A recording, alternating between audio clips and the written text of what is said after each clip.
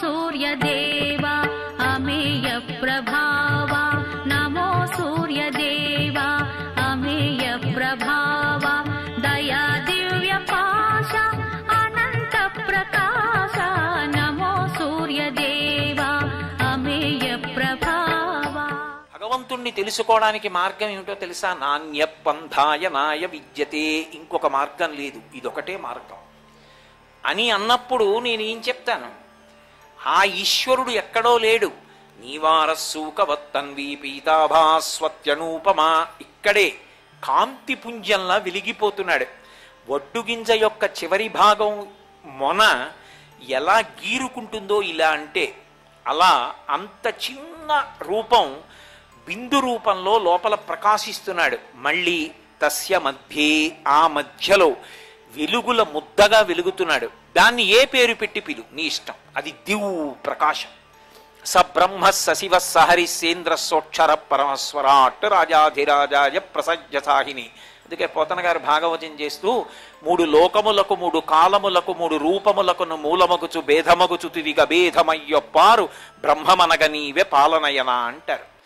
అటువంటి పరమాద్భుతమైనటువంటి స్వరూపమై సృష్టికర్త స్థితికర్త ప్రళయకర్త ఏకమైపోయినటువంటి తేజస్వరూపమైనటువంటి పరబ్రహ్మ స్వరూపము కన్నుల ముందు వెలుగుల ముద్దగా ప్రకాశించడం అంటే ఒక్క సూర్యబింబ దర్శనం చేతనేది. ఆయన లోకములకన్నిటికీ కూడా అన్నం పెట్టేవాడు ఎవరు అంటే సూర్య భగవానుడే అన్నం పెట్టాడు. అసలు ఈ లోకానికి మొట్టమొదట అన్నం పెట్టినవాడు ఆయనే. ఓషధి అనేటటువంటి మాటని కల్పించినవాడు కూడా ఆయనే. ఓషధి అన్న మాటకు అర్థం ఏంటంటే, ఓషధి అంటే స్త్రీవచనం. అసలు ఆ శక్తిని కల్పించినవాడు ఎవరు అంటే సూర్య భగవానుడు. ఈ సృష్టి అంతా జరిగిన తరువాత ప్రాణుల వంక చూశాడు. ప్రాణులన్నిటికీ కూడా షడూర్ములు అని ఉంటాయి. షడూర్ములలో ప్రధానమైనవేవి అంటే ఆకలి దప్పులు. ఆకలి దప్పులు, జరామరణములు, శోకమోహములు, ఈ 6ంటిని షడూర్ములు అంటారు. ఇవి సమస్త ప్రాణులకు ఉంటాయి, ఒక్క మనుష్యులకే కాదు. ఆకలి దప్పిక లేనిదే ఉంటుంది, శోకము మోహము లేనిదే ఉంటుంది. ఎంత అనుబంధం ఉన్నదో అంత శోకం ఉంటుంది, ఎంత తక్కువ అనుబంధం ఉన్నదో అంత తక్కువ శోకం ఉంటుంది. అందుకే అసలు సృష్టిలో విచిత్రం ఏమిటంటే శోకము అధికముగా ఉండే ప్రాణి మనుష్యుడు ఒక్కడే. మిగిలిన ప్రాణులకు అంత శోకము లేదు. ఎందుకో తెలుసా? వాటికంత వ్యామోహం లేదు.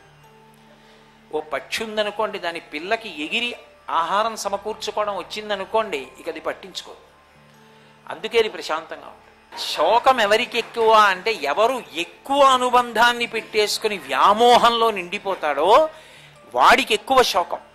ఎవడు తేలి ఉంటాడో అంటే ఎవడు అనుబంధములన్నీ ఈశ్వరుని యందుంచి తత్ప్రసాదముగా మిగిలిన వాటిని అనుభవిస్తూ ఉంటాడు. అంటే ఏమండి ఉండకూడదా అంటే, నేను అన్న మాట పట్టుకోవాలి సుమా. ప్రధానమైన అనుబంధము ఈశ్వరుని యందు. కాబట్టి ఈశ్వర మీ ప్రసాదం నాకు ఈ కొడుకు, ఈశ్వర మీ ప్రసాదం నాకు ఈ కోడలు, ఈశ్వర మీ అనుగ్రహం నా కూతురు, ఈశ్వర మీ అనుగ్రహం నా అల్లుడు, ఈశ్వర మీ అనుగ్రహం నా మనవలు. ఇప్పుడు ఆయనకి అది ప్రసాదం. రామకృష్ణ పరమహంస చెప్పినట్టు పనసకాయ కొట్టడం గొప్ప కాదు, పనసకాయలోని పాలు చేతికి అంటుకోకుండా కొట్టడం గొప్ప. నూనె రాసుకుని చేతికి ఎవడు పనసకాయ కొడతాడో వాడి చేతికి ఏది అంటుకోదు. నూనె ఒక్కటి లేకపోతే పనసకాయ అంతా చేతికి అంటుకుంటుంది. చేతికి వ్యామోహం అంటుకోకుండా ఉండాలి అంటే, చేతికి అంటే నా ఉద్దేశ్యం మనస్సుకి నిర్వ్యామోహం కలగాలి. అది దేని వల్ల కలుగుతుంది అంటే అన్ని భావనలు ఈశ్వరుని యందు నిలబడిపోయినప్పుడు. అది ఆయనతో సంగము నిస్సంగమే. ఈశ్వరుడితోటి సంగము సంగములా కనపడిన నిస్సంగమే. కాబట్టి ఉండి లేనిదవుతుంది, ఉండి ఉత్తమ గుణం అవుతుంది. ఎప్పుడు ఒకప్పుడు దుర్గుణంగా ఉన్నది ఒకప్పుడు సుగుణం అవుతుంది. అలా ఎప్పుడు మారుతుంది జీవితం అంటే సమస్తము ఈశ్వరుని యందు న్యాసమైనప్పుడు. అలా ఆయన నిర్హేతుకమైన కృపని చూపించాడు ఒకప్పుడు సమస్త ప్రాణికోటి యందు. వీళ్ళకి షడూర్ములు ఉన్నాయి.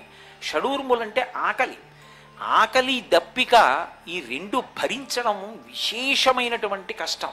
సంస్కృతంలో ఏది అసలు అలవాటు పడడం, దేన్ని ఉపాసనలోకి తెచ్చుకోవడం, ఏది గుణముగా ప్రకాశించడం చాలా కష్టమో దాన్ని క్షకారంతో ప్రయోగిస్తారు. క్షమ అన్నాను అనుకోండి, ఓర్పు. ఓర్పుతో ఉండడం అంత తేలిక కాదు. నా అంతవాణ్ణి నేను వాడికేం తెలుసని తిరగబడిపోతుంటాడు.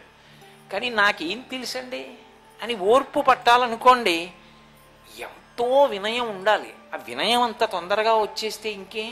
అందుకు కదా శంకర భగవత్పాదులు షట్పదీ చేస్తూ అవినయమపనయ విష్ణోహో అని మొదలుపెట్టారు. క్షమ, క్షుత్. క్షుత్ అంటే ఆకలి, అది అంత తేలిక కాదు. అలాగే క్షుదా, దాహం వేసిందనుకోండి, అంత తేలిక కాదు ఓర్చుకోవడం. విశ్వాలయ నిలయ వినత లోక పాలక ఉషకాంత నీరాకత పులకించును దేవా ప్రభాకర నీ తేజం అవనితాయ జీవము నశించే జీవాలని సుజించే పరస్పర నమో సూర్యదేవా అమేయ ప్రభావ నమో సూర్యదేవా అమేయ ప్రభావ. సర్వం శ్రీ ఉమామహేశ్వర పరబ్రహ్మార్పణమస్తు.